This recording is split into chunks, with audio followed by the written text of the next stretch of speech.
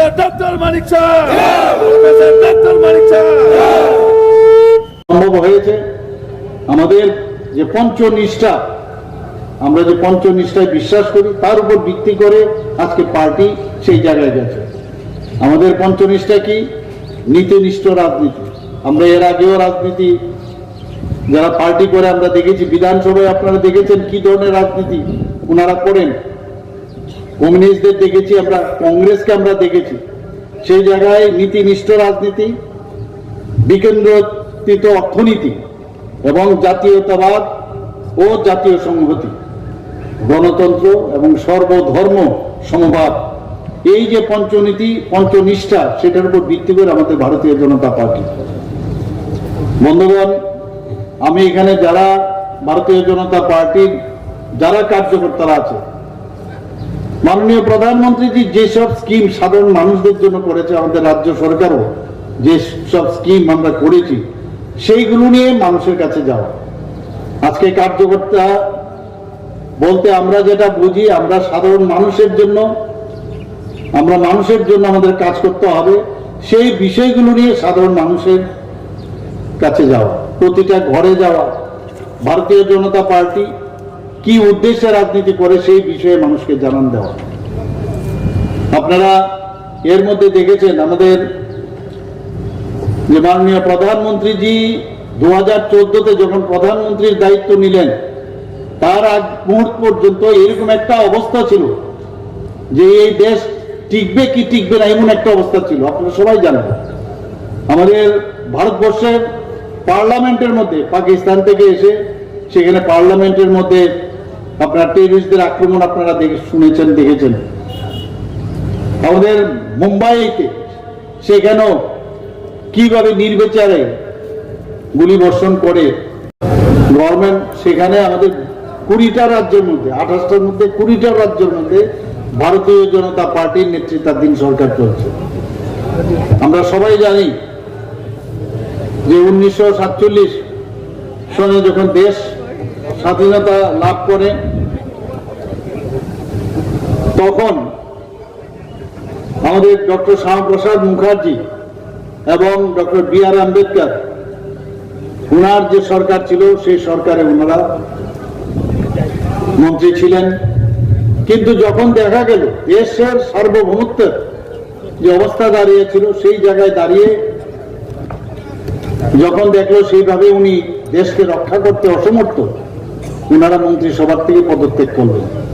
আমরা সবাই জানি সেই ডক্টর শ্যামাপ্রসাদ মুখার্জি 1951 সনে জনসংঘ প্রতিষ্ঠিত করেছিল, আমাদের পূর্বসূরি, আর আমরা হচ্ছি ভারতীয় জনতা পার্টি তার উত্তরসূরি।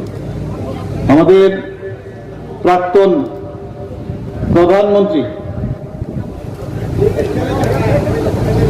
আমাদের সবার আদরণীয়, যার নেতৃত্বে অটল বিহারী বাজপেয়ীজি, ভারতরত্ন অটল বিহারী বাজপেয়ীজি 1980 সনে ভারতীয় জনতা পার্টি প্রতিষ্ঠিত করেন। আমরা সবাই জানি এইসব ইতিহাস, এবং সেটা আজকে গিয়ে আমাদের 46তম এই ভারতীয় জনতা পার্টি যে তৈরি হয়েছে, সেই দিনটা এখন আমাদের 6 তারিখ হয়েছে। আমি আজকে এখানে জনজাতির অংশের মানুষ এখানে বেশি, আমাদের বুঝতে হবে যে আমাদের দেশ কোন দিকে যাচ্ছে, আমরা কোন দিশায় আমরা যাব, সেই দিশাটা আমাদের বুঝতে হবে। আজকে আমাদের যে 1980 সালে যে 6ই এপ্রিল এই পার্টি প্রতিষ্ঠিত হয়েছে, তার 4 বছর পরে 84-তে যখন লোকসভার ইলেকশন হয়, মাত্র 2 জন আমাদের পার্লামেন্টে আমরা জয়ী হয়েছিলাম। আর সেই 2 জন থেকে আজকে কোথায় চলে গেছে।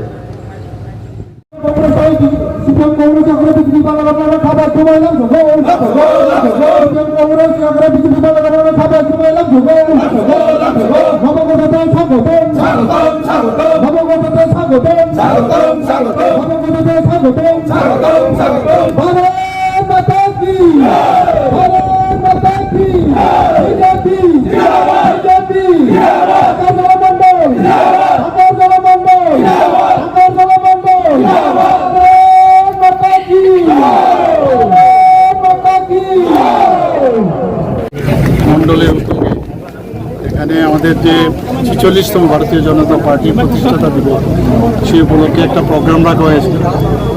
যারা এখানে অ্যাক্টিভ যারা মেম্বার তাদেরকে নিয়ে সম্মেলন, তো এখানে তো যা সম্মেলনে যা হয় আমরা কথা বলেছি, সমস্ত অ্যাক্টিভ মেম্বার এবং অন্যান্য যারা ছিল তাদের সাথে কথা হয়েছে।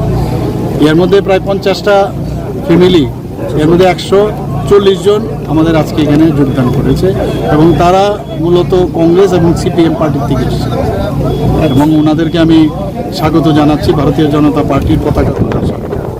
আমি ওনাদের আপনাদের মাধ্যমে অন্যান্য যারা জনজাতি ভাই বোনেরা আছেন, যে মোদিজি যেভাবে জনজাতিদের জন্য চিন্তা করেন, আমাদের সরকারও যেভাবে জনজাতিদের জন্য চিন্তা করেন, এগুলো জেনে আপনারা যদি ভারতীয় জনতা পার্টিতে এসে যোগদান করেন আগামী দিনে, তাহলে এই রাজ্যকে শক্তিশালী করতে পারবো, দেশকে শক্তিশালী করতে পারবো। স্যার, আগামী যে বিধানসভা 26-এর যে এডিসি ইলেকশন আছে, ওই ইলেকশন নিয়ে যে আমি যে বিজেপির তরফ থেকে কি মনে আছেন যে পার্টি যারা ইলেকশন হবে আমরা ইলেকশন লড়বো, এত অসুবিধা নেই। আমরা তো এখন ভারতীয় জনতা পার্টি শুধু একাতই সরকার না, এখন আমাদের সাথে আইপিএফটি আছে, মোথা আছে। আমরা সব পার্টির সাথে কথা বলে কিভাবে আমরা রণকৌশল নেব সেটা আমরা সবাই কথা বলে তখন জানাবো।